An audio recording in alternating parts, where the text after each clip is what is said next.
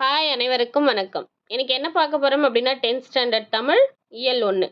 Already நம்ம சேனலில் 6th-லேருந்து 9th வரைக்கும் எல்லா லெசனில் இருக்க லைன் பை லைன் கொஷின் ஃபுல்லாக அப்லோட் பண்ணியிருக்கோம். இது வரைக்கும் பார்க்காதவங்க கண்டிப்பாக மிஸ் பண்ணாமல் பாருங்கள். இந்த 10th தமிழ் இயல் 1ல் என்னென்ன டாபிக்லாம் இருக்குது அப்படின்னா அன்னை மொழியே, தமிழ் சொல்வளம், காலக்கணிதம், புயலிலே ஒரு தோணி அண்ட் லாஸ்ட் ஒன் இலக்கண பகுதி சொல். ஸோ இன்னைக்கு இந்த லெசனில் இருக்க லைன் பை லைன் கொஷின் ஃபுல்லாக பார்க்கலாம். ஃபர்ஸ்ட் லெசன் பார்க்கலாம். அன்னை மொழியே. First question. அன்னை மொழியே அழகார்ந்த செந்தமிழே, முன்னைக்கும் முன்னை முகழ்ந்த நறுங்கனியே என்ற வரி இடம்பெற்றுள்ள நூல் எது? அன்னை மொழியே அழகார்ந்த செந்தமிழே, முன்னைக்கும் முன்னை முகழ்ந்த நறுங்கனியே என்ற வரி இடம்பெற்றுள்ள நூல் கனிச்சாறு. தென்னன் மகளே, திருக்குறளின் மாண்புகழே என்ற பாடலின் தென்னன் என்பது எதனை குறிக்கிறது? தென்னன் மகளே, திருக்குறளின் மாண்புகழே என்ற பாடலில் தென்னன் என்பது எதனை குறிக்கிறது? தென்னன் என்பது பாண்டிய மன்னனை குறிக்கிறது. கனிச்சாறு என்ற நூலை இயற்றியவர் யார்? கனிச்சாறு என்ற நூலை இயற்றியவர் பாவலரேறு பெருஞ்சித்திரனார். Fourth question. சாகும் போதும் தமிழ் படித்து சாக வேண்டும் என்றன் சாம்பலும் தமிழ் மணந்து வேக வேண்டும் என்று கூறியவர் யார்? கா. சச்சிதானந்தன். பெருஞ்சித்திரனாரின் இயற்பெயர் என்ன? துரைமாணிக்கம். பெருஞ்சித்திரனார் எந்த இதழ்கள் மூலம் தமிழ் உணர்வை பரப்பினார்? தேன்மொழி, தமிழ் சிட்டு. என் சுவை என்பது நூலின் ஆசிரியர் பாவலரேறு பெருஞ்சித்திரனார்.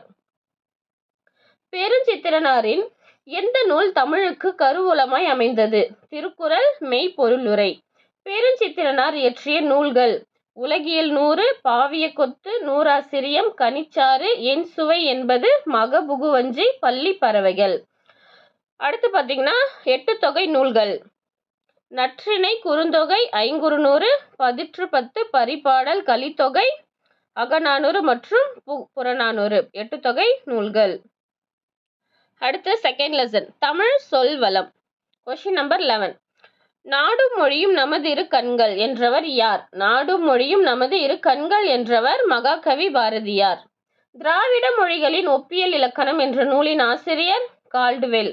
நெல், கேழ்வரகு முதலியவற்றின் அடி எவ்வாறு அழைக்கப்படுகிறது? நெல், கேழ்வரகு முதலியவற்றின் அடி எவ்வாறு அழைக்கப்படுகிறது? தாள். கீரை, வாழை முதலியவற்றின் அடி எவ்வாறு அழைக்கப்படுகிறது? தண்டு. நெட்டி, மிளகாய் செடி முதலியவற்றின் அடி எவ்வாறு அழைக்கப்படுகிறது? கோல்.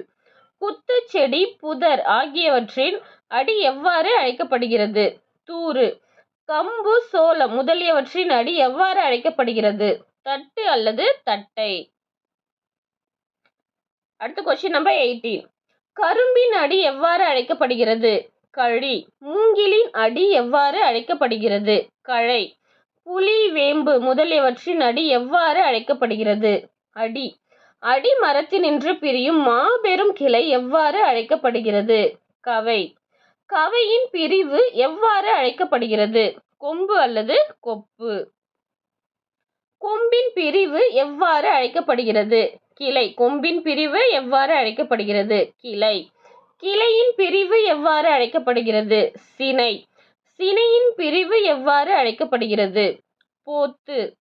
போத்தின் பிரிவு எவ்வாறு அழைக்கப்படுகிறது? குச்சி. குச்சியின் பிரிவு எவ்வாறு அழைக்கப்படுகிறது? இனுக்கு. அடுத்து பார்த்தீங்கன்னா கொஸ்டின் நம்பர் 28. காய்ந்த தாவரத்தின் பகுதிகளுக்கும் வழங்கும் சொற்கள். சுள்ளி, காய்ந்த குச்சி. விறகு, காய்ந்த சிறு கிளை. வெங்கழி, காய்ந்த கழி. கட்டை, காய்ந்த கொம்பும் கவையும் அடியும். அடுத்து பார்த்தீங்கன்னா கொஸ்டின் நம்பர் 29. தாவரங்களின் இலை வகைகளை குறிக்கும் சொற்கள். தாவரங்களின் இலை வகைகளை குறிக்கும் சொற்கள் என்னென்னா புலி, வேம்பு முதலியவற்றின் இலை எவ்வாறு அழைக்கப்படுகிறது? புலி, வேம்பு முதலியவற்றின் இலை எவ்வாறு அழைக்கப்படுகிறது? இலை. நெல், புல் முதலியவற்றின் இலை எவ்வாறு அழைக்கப்படுகிறது? தாள். சோளம், கரும்பு முதலியவற்றின் இலை எவ்வாறு அழைக்கப்படுகிறது? தோகை. தென்னை, பனை முதலியவற்றின் இலை எவ்வாறு அழைக்கப்படுகிறது? ஓலை. காய்ந்த தாளும் தோகையும் எவ்வாறு அழைக்கப்படுகிறது? சண்டு. காய்ந்த இலை எவ்வாறு அழைக்கப்படுகிறது? காய்ந்த இலை சருகு என்று அழைக்கப்படுகிறது. அடுத்து பார்த்தீங்கன்னா கொஸ்டின் நம்பர் 30. தாவரங்களின் நுனி பகுதியை குறிக்கும் சொற்கள். தாவரங்களின் நுனி பகுதியை குறிக்கும் சொற்கள் நெல், புல் முதலியவற்றின் கொழுந்து எவ்வாறு அழைக்கப்படுகிறது? துளிர் அல்லது தளிர். புலி, வேம்பு முதலியவற்றின் கொழுந்து எவ்வாறு அழைக்கப்படுகிறது? முறி அல்லது கொழுந்து. சோளம், கரும்பு, தென்னை, பனை முதலியவற்றின் கொழுந்து எவ்வாறு அழைக்கப்படுகிறது? குருத்து. கரும்பின் நுனிப்பகுதி எவ்வாறு அழைக்கப்படுகிறது? கரும்பின் நுனிப்பகுதி எவ்வாறு அழைக்கப்படுகிறது? கொழுந்தாடை. அடுத்து பார்த்தீங்கன்னா கொஸ்டின் நம்பர் 31. பூவின் நிலைகளை குறிக்கும் சொற்கள். பூவின் நிலைகளை குறிக்கும் சொற்கள் என்னென்னா, பூவின் தோற்ற நிலை அரும்பு. பூவின் தோற்ற நிலை எவ்வாறு அழைக்கப்படுகிறது? அரும்பு. பூ விரிய தொடங்கும் நிலை எவ்வாறு அழைக்கப்படுகிறது? பூ விரிய தொடங்கும் நிலை போது என்று அழைக்கப்படுகிறது. அடுத்து பூவின் மலர்ந்த நிலை எவ்வாறு அழைக்கப்படுகிறது? பூவின் மலர்ந்த நிலை மலர் என்று அழைக்கப்படுகிறது. மரம், செடியின் பூ கீழே விழுந்த நிலை எவ்வாறு அழைக்கப்படுகிறது? வி. பூ வாடின நிலை எவ்வாறு அழைக்கப்படுகிறது? பூ வாடின நிலை செம்மல் என்று அழைக்கப்படுகிறது. அடுத்து கொஸ்டின் நம்பர் 32. சொல்லாராய்ச்சியில் பாவனரும் வியந்த பெருமகனார் யார்? தமிழ் திரு ரா. இளங்குமரனார். திருவள்ளுவர் தவச்சாலையை நிறுவியவர் ரா. இளங்குமரனார். திருவள்ளுவர் தவச்சாலையை ரா. இளங்குமரனார் எங்கு நிறுவினார்? திருச்சிராப்பள்ளிக்கு அருகில் அல்லூரில். பாவனார் நூலகம் ஒன்றை உருவாக்கியவர் யார்? ரா. இளங்குமரனார். தமிழகம் முழுவதும் திருக்குறள் சொற்பொழிவுகளை வழங்கி வருபவர் யார்? தமிழகம் முழுவதும் திருக்குறள் சொற்பொழிவுகளை வழங்கி வருபவர் ரா. இளங்குமரனார். தமிழ் வழி திருமணங்களை நடத்தி வருபவர் ரா. இளங்குமரனார்.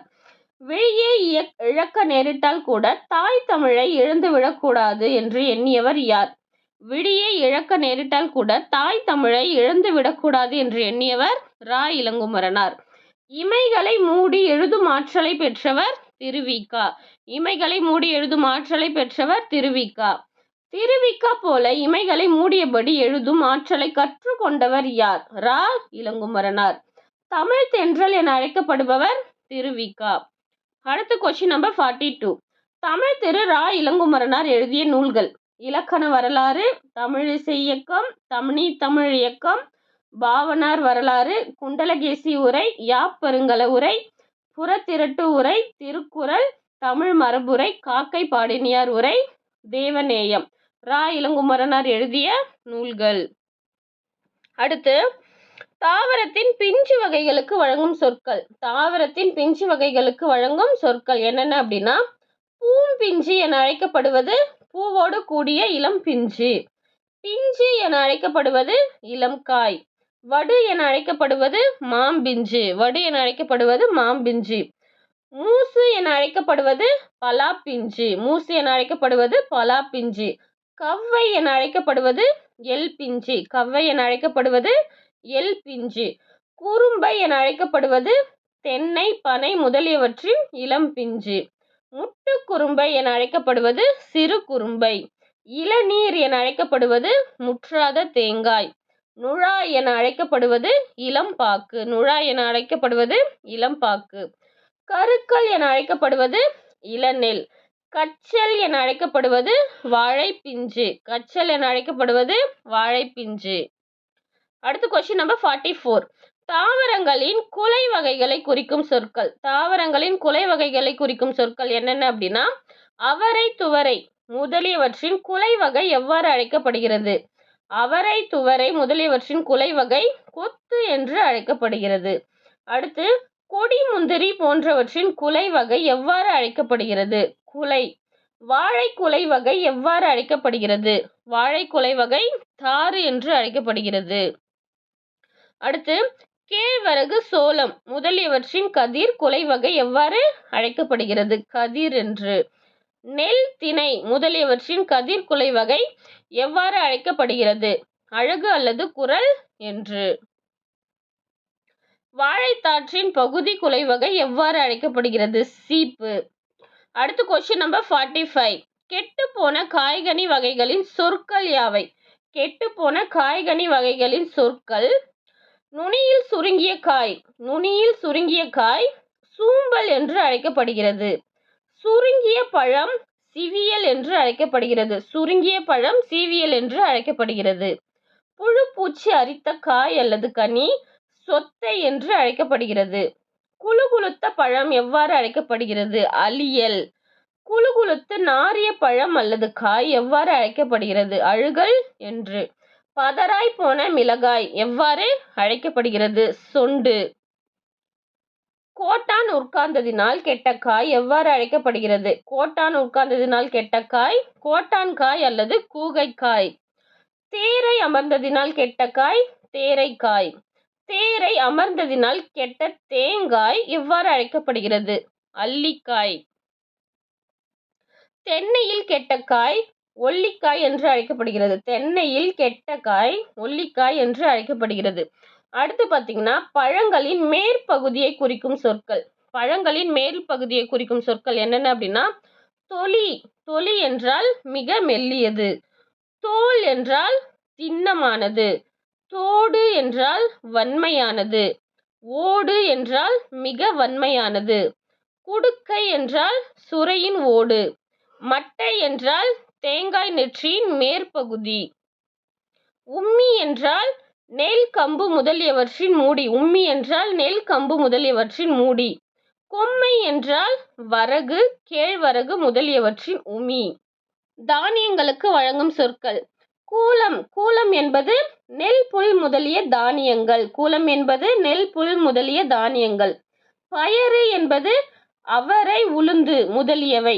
கடலை. கடலை என்பது வேர்க்கடலை கொண்டைக்கடலை முதலியவை. அடுத்து விதை. விதை என்றால் என்ன? விதை என்பது கத்தரி மிளகாய் முதலியவற்றின் வித்து. காழ் என்றால் என்ன? காழ் என்பது புலி காஞ்சிரை முதலியவற்றின் வித்து. முத்து என்றால் என்ன? வேம்பு ஆமணக்கு முதலியவற்றின் வித்து. கொட்டை என்றால் என்ன? மா பனை முதலியவற்றின் வித்து. தேங்காய் என்பது தென்னையின் வித்து. முதிரை என்பது அவரை துவரை முதலிய பயறுகள். அடுத்து பார்த்தீங்கன்னா கொஸ்டின் நம்பர் 48. தாவரங்களின் இளம் பருவத்திற்கான சொற்கள். தாவரங்களின் இளம் பருவத்திற்கான சொற்கள் என்னென்ன அப்படின்னா நாற்று. நாற்று என்பது நெல் கத்தரி முதலியவற்றின் இளநிலை. கன்று என்பது மா புலி வாழை முதலியவற்றின் இளநிலை. கன்று என்பது மா புலி வாழை முதலியவற்றின் இளநிலை. குருத்து. குருத்து என்பது வாழையின் இளநிலை. பிள்ளை. பிள்ளை என்பது தென்னையின் இளநிலை. குட்டி என்பது விழாவின் இளநிலை. குட்டி என்பது விழாவின் இளநிலை. மடலி அல்லது வடலி என்றால் பனையின் இளநிலை. மடலி அல்லது வடலி என்பது பனையின் இளநிலை. பைங்கூழ் என்பது நெல் சோளம் முதலியவற்றின் பசும் பயிர். அடுத்து கொஸ்டின் நம்பர் 49. இலையை குறிக்கும் ஆங்கில சொல் எது? இலையை குறிக்கும் ஆங்கில சொல் லீஃப். இலையை குறிக்கும் தமிழ் சொற்கள் யாவை? காய், இலை, தோகை, ஓலை. இலையை குறிக்கும் தமிழ் சொற்கள். அடுத்து கோதுமையின் வகைகள். கோதுமையின் வகைகள் சம்பா கோதுமை, குண்டு கோதுமை, வார் கோதுமை. தமிழ்நாட்டில் நெல்லின் வகைகள் யாவை? தமிழ்நாட்டின் நெல்லின் வகைகள் செந்நெல், வெண்ணெல், கார்நெல் என்றும் சம்பா என்றும் அடுத்து மட்டை கார் என்றும் பல வகை உண்டு.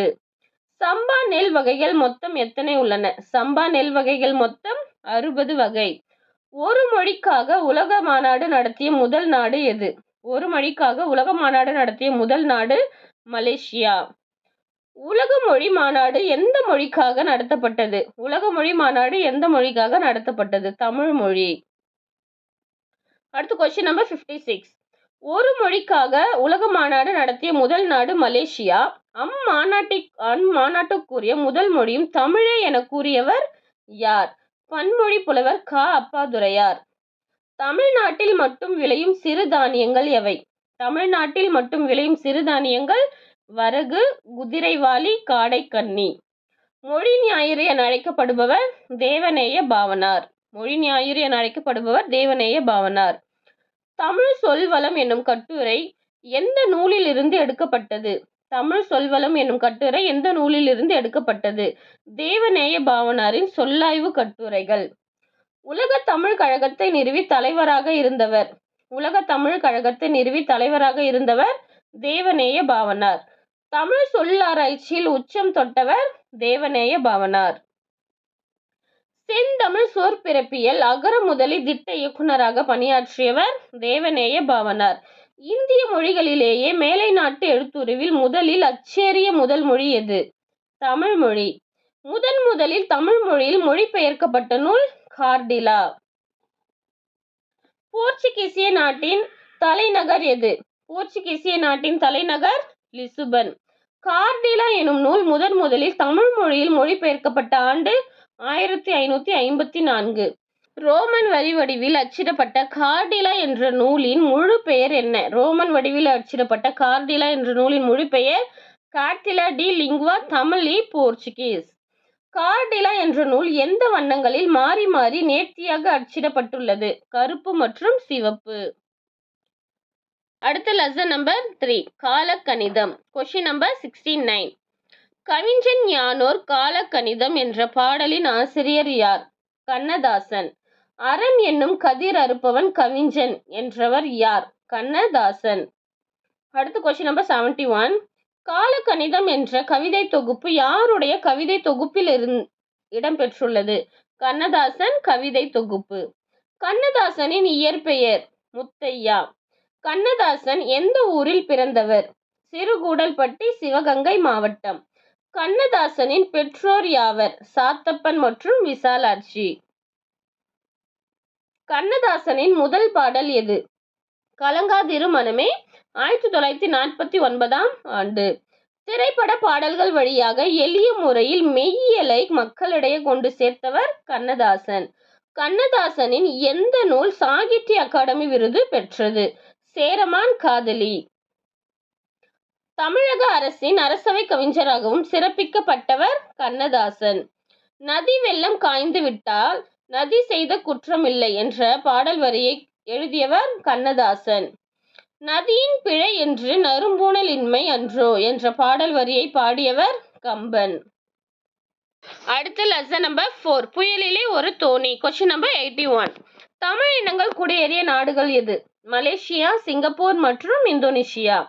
கப்பித்தான் என்பதன் பொருள் என்ன? கப்பித்தான் என்பதன் பொருள் தலைமை மாலுமி, கேப்டன். தொங்கான் என்பதன் பொருள் என்ன? கப்பல், போக்குவரத்து. வட இந்திய பெருங்கடலில் உருவாகும் புயல்களுக்கு பெயர் வைக்கும் முறை எந்த ஆண்டு நடைமுறைக்கு வந்தது? 2000 ஆண்டு முதல். புயல்களுக்கு பெயர் வைக்க 64 பெயர்களை பட்டியலிட்டு அமைப்பு எது? புதுடெல்லியில் உள்ள உலக வானிலை அமைப்பின் மண்டல சிறப்பு வானிலை ஆய்வு மையம். எந்த ஆண்டு புயல்களுக்கு 64 பெயர்களை பட்டியலிடப்பட்டது? செப்டம்பர் 2004 ஆண்டு. எந்தெந்த நாடுகள் புயலின் பெயர்களை வழங்கியுள்ளன? வங்கதேசம், இந்தியா, மியான்மர், ஓமன், பாகிஸ்தான், இலங்கை மற்றும் தாய்லாந்து. கஜா புயலின் பெயரை எந்த நாடு வழங்கியது? இலங்கை. பெய்டி என்ற புயலின் பெயரை எந்த நாடு வழங்கியது? தாய்லாந்து. இந்தியா வழங்கிய புயலின் பெயர்கள் அக்னி, ஆகாஷ், பிஜ்லி, ஜல். ஜல் என்பது 4 பூதங்கள். அடுத்து லெகர். லெகர் என்பது அலை. இந்தியா வழங்க இருக்கும் புயலின் பெயர்கள். இந்தியா வழங்க இருக்கும் புயல்களின் பெயர்கள் மேக், சஹார் அண்ட் வாயு. அடுத்து கொஸ்டின் நம்பர் 92. வங்கக்கடலில் வீசும் புயலின் பெயர் இடும்புரி புயல். ஹவாய் தீவுகளை தாக்கும் புயல் வலம்புரி புயல். புயல்களின் சுழற்சி விளைவை 1835 கண்டுபிடித்தவர் காஸ்பர்ட் குஸ்டாவ் கொரியாலிஸ். புயலின் வலம்புரி மற்றும் இடம்புரி சுழற்சிக்கு பெயர் கொரியாலிஸ் விளைவு. எந்த மீன்கள் கூட்டமாய் கண்மாயில் முதுகு தெரிய மூழ்கி மீண்டும் எருமைகள் என முனகல் ஒலியோடு பின் தொடர்ந்தன? அவுலியா மீன். புலம்பெயர்ந்த தமிழர்கள் பற்றிய முதல் புதினம் எது? புலம்பெயர்ந்த தமிழர்கள் பற்றிய முதல் புதினம் புயலிலே ஒரு தோணி. புயலிலே ஒரு தோணி என்ற நூலின் ஆசிரியர் பா. சிங்காரம். பா. சிங்காரம் எந்த நாட்டில் இருந்த பொழுது தென்கிழக்காசியா போர் மூண்டது? இந்தோனேஷியா. கடற்கூத்து என்னும் அத்தியாயம் எந்த நூலில் உள்ளது? கடற்கூத்து என்னும் அத்தியாயம் எந்த நூலில் உள்ளது? புயலிலே ஒரு தோணி. பா. சிங்காரம் அவர்கள் எங்கு பிறந்தார்? சிங்கம்புணரி, சிவகங்கை மாவட்டம். பா. சிங்காரம் அவர்கள் எந்த இதழில் பணியாற்றினார்? தினத்தந்தி. தன் சேமிப்பான 7,5 லட்சம் ரூபாயை மாணவர்களின் கல்வி வளர்ச்சிக்காக வழங்கியவர் ப. சிங்காரம். பல் பழ பலவின் பயங்கெழு கொல்லி என்ற வரியில் சிறப்பிக்கப்படும் ஊர் கொல்லிமலை, நாமக்கல் மாவட்டம். பல் பழ பலவின் பயங்கெழு கொல்லி என்ற பாடல் வரி இடம்பெற்றுள்ள நூல் அகநானூறு. அடுத்து பார்த்தீங்கன்னா லாஸ்ட் ஒன் இலக்கண பகுதி சொல். Question number 106. ஓர் எழுத்து தனித்தோ பல எழுத்துக்கள் சேர்ந்து பொருள் தரும் வகையில் அமைவது சொல் எனப்படும். சொல் எவ்வாறு அமையும்? இரு திணைகளையும் 5 பால்களையும் குறிக்கும். மூவகை இடங்களிலும் வரும். உலக வழக்கிலும் செய்யுள் வழக்கிலும் வரும். வெளிப்படையாகவும் குறிப்பாகவும் விளங்கும் சொல். அடுத்த கொஸ்டின் நம்பர் 108. மூவகை மொழி யாது? மூவகை மொழி தனிமொழி, தொடர்மொழி, பொதுமொழி. ஒரு சொல் தனித்து நின்று பொருள் தருமாயின் அது தனிமொழி எனப்படும். ஒரு சொல் தனித்து நின்று பொருள் தருமாயின் அது தனிமொழி எனப்படும். எடுத்துக்காட்டு பார்த்தீங்க அப்படின்னா கண், படி, பகாபதம். இப்போ கண்ணுன்ற வார்த்தையும் படின்ற வார்த்தையும் நம்மளால என்ன பண்ண முடியாது, பிரிக்க முடியாது. அதனால அது பகாபதம். கண்ணன், படித்தான், இந்த வார்த்தைகளை நம்மளால பிரிக்க முடியும். அப்போ அது பகுபதம். அடுத்து கொஸ்டின் நம்பர் 110. 2 அல்லது அதற்கு மேற்பட்ட தனி மொழிகள் தொடர்ந்து வந்து பொருள் தருவது தொடர்மொழி எனப்படும். 2 அல்லது அதற்கு மேற்பட்ட தனி மொழிகள் தொடர்ந்து வந்து பொருள் தருவது தொடர்மொழி எனப்படும். தொடர்மொழிக்கு எடுத்துக்காட்டு பார்த்தீங்கன்னா கண்ணன் வந்தான், குமார் வீட்டிற்கு சென்றான். தொடர்மொழி எடுத்துக்காட்டு. அடுத்து ஒரு சொல் தனித்து நின்று ஒரு பொருளையும் அச்சொல்லை பிரிந்து நின்று வேறு பொருளையும் தந்து தனி மொழிக்கும் தொடர்மொழிக்கும் பொதுவாய் அமைவது பொதுமொழி எனப்படும். எடுத்துக்காட்டு பார்த்தீங்கன்னா 8. 8 என்பது பார்த்தீங்கன்னா எண்ணெய் குறிக்கும். அடுத்து வேங்கை. வேங்கை என்பது மரத்தை குறிக்கும். இது பொதுமொழிக்கு எடுத்துக்காட்டு. அடுத்து ஒரு வினை அல்லது செயலை குறிக்கும் பெயரானது எண், இடம், காலம் ஆகியவற்றை குறிப்பாகவோ வெளிப்படையாகவோ உணர்த்தாமல் வருவது தொழிற்பெயர் எனப்படும். தொழிற்பெயருக்கு எடுத்துக்காட்டு பார்த்தீங்கன்னா ஈதல், நடத்தல். தொழிற்பெயர் எடுத்துக்காட்டு. வினை அடியுடன் விகுதி சேர்வதால் உருவாகும் தொழிற்பெயர் தகுதி பெற்ற தொழிற்பெயர் எனப்படும். விகுதி பெற்ற தொழிற்பெயருக்கு எடுத்துக்காட்டு பார்த்தீங்க அப்படின்னா வினையடி, விகுதி, தொழிற்பெயர். வினையடி பாருங்க நட, இதே விகுதி பார்த்தீங்கன்னா தல். இது ரெண்டுத்தையும் நம்ம தொழிற்பெயரை பார்க்கும்போது நடத்தல். இதே வாழ்க்கை, இது ரெண்டுத்தையும் நம்ம சேர்த்து பார்க்கும்போது வாழ்க்கை. ஆள், அல், ஆளல்.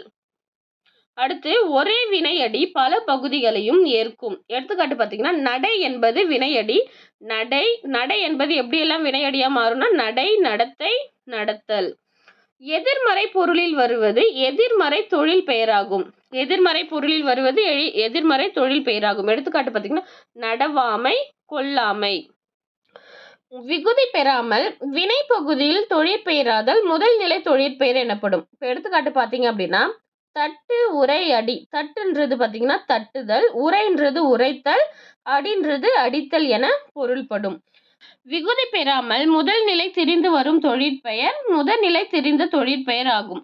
எடுத்துக்காட்டு பார்த்தீங்க அப்படின்னா இப்போ தொழிற்பெயர் கெடுதல், சுடுதல். இது முதல் நிலை பார்த்தீங்கன்னா கெடு, சுடு. இதே முதல் நிலை திரிஞ்சு அப்படின்னா இப்போ இது எல்லாத்துக்குமே பார்த்தீங்கன்னா அர்த்தம் ஒண்ணுதான். பட் இதுல இருக்க பார்க்குற வார்த்தைகள் வேற. கெடு, கேடு, சுடு, சூடு. இப்போ இது முதல் நிலை திரிந்த தொழிற்பெயர்.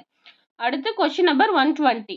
தொழிற்பெயருக்கும் வினையாளனையும் பெயருக்கும் உள்ள வேறுபாடு. ஃபர்ஸ்ட் தொழிற்பெயர், அடுத்து வினையாளனையும் பெயர்.